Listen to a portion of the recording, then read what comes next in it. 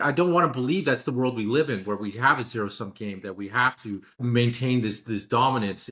But the problem is if just that idea is out there, people believe that, then it makes it a reality. Because that's obviously the mindset of a lot of the U.S. State Department, is Uh-huh. that we can't have any other opposing power, because then they might do to us what we're doing to them, and Uh-huh. we have to make sure Yeah. that we Well, I stay think on that's, yeah, top. that's part of the psychology of a hegemon. Is he insisting on maintaining power? Then you feel like, we've made we're on top and we're holding on to it, and we've made a lot of enemies in the process. Now we can't let go. I think it's similar to, Israel as a regional hegemon. It has very much the same kind of psychology.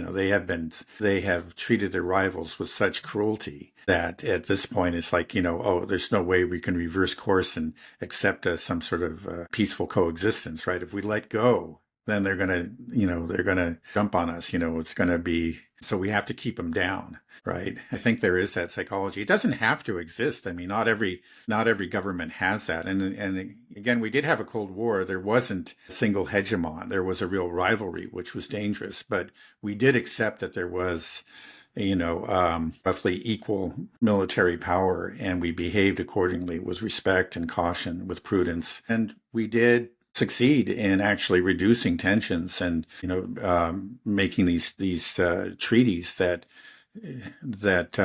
made the world a much safer place. I mean, there's nothing inevitable about conflict. Well, there's conflict, rivalry, but there's nothing inevitable about war. There are ways to avoid it. Not if people have that mindset. That's the Yeah, problem. that's the problem, right? It's just that we refuse to, like in the case of Russia now, is to actually refuse to consider their security needs, and it's because of that we're in this war right now. They made it crystal clear, starting going back much earlier, 2008 and earlier, say, look, Ukraine is really serious to us. And again, we had Bill Burns with this famous memo that was leaked by WikiLeaks, saying "niet" means "niet." Okay, they're really, really serious about it. We knew that they were very serious about it. We just decided we can't ignore them because we're the hegemon.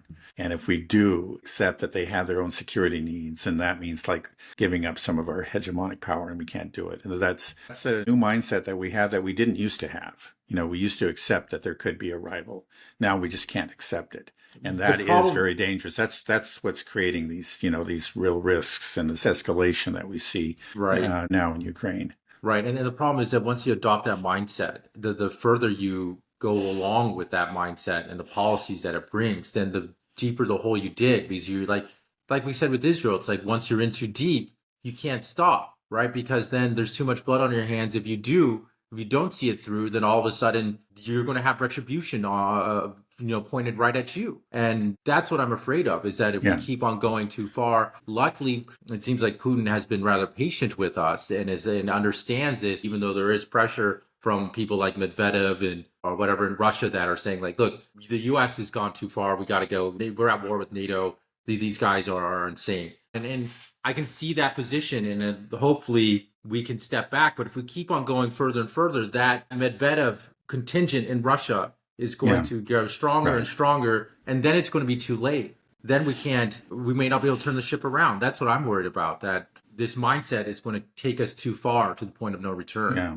Yeah, well, that's a risk. And again, it shows that, the realists haven't disappeared entirely. I mean, just the fact you heard a realist speaking when Lloyd Austin, said, look, it just doesn't make sense. They've already moved their assets, that's just, so the realists are there. They haven't disappeared, and we can just hope that they win the day. The hegemonic, mindset, as you describe it, is clearly there and hasn't died. And it looks like it's just going to take us to the brink. I just hope it doesn't take us over the brink.